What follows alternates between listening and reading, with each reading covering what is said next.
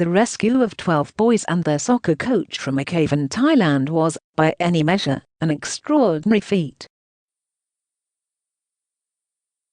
The weeks-long operation involved the expertise of local law enforcement and military specialists, including the vaunted Thai Navy SEALs who led the rescue operation, as well as hundreds of doctors, specialists, and volunteers from around the world.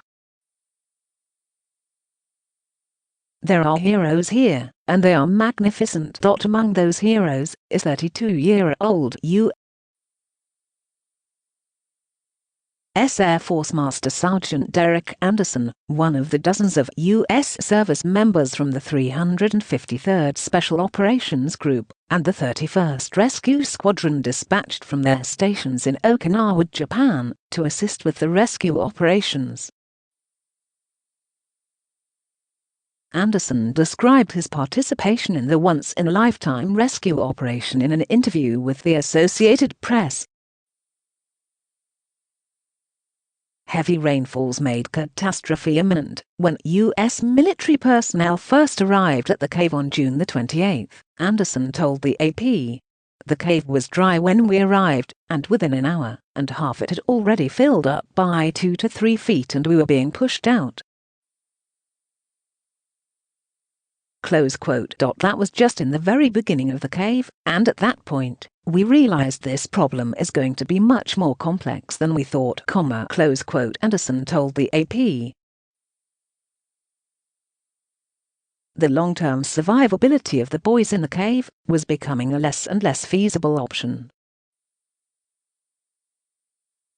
According to the AP, the international contingent of divers rushed to practice rescue techniques in a swimming pool with local children about the same height and weight as the trapped boys, with a focus on keeping each boy tightly packaged during the hour-long journey through freakishly tight underwater passages with zero visibility.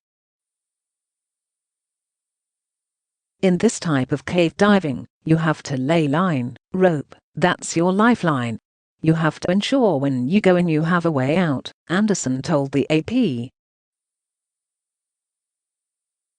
Rescuers were making progress, but it was very little progress, and they were exhausting themselves, spending maybe 5 or 6 hours and covering 40 or 50 yards.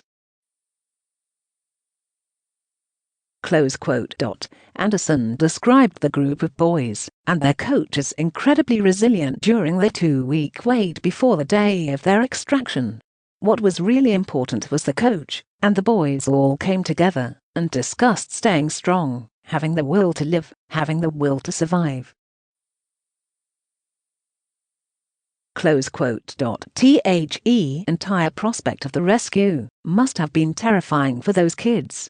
As Business Insider reported on July the 8th, each boy had to traverse some 2.5 miles outfitted with oxygen tanks and tethered to the seasoned divers. Even though just over half a mile of the trip was underwater, the children wore tanks and, in Anderson's telling, full-face positive pressure masks that were really crucial in keeping oxygen flowing, even if the boys panicked underwater.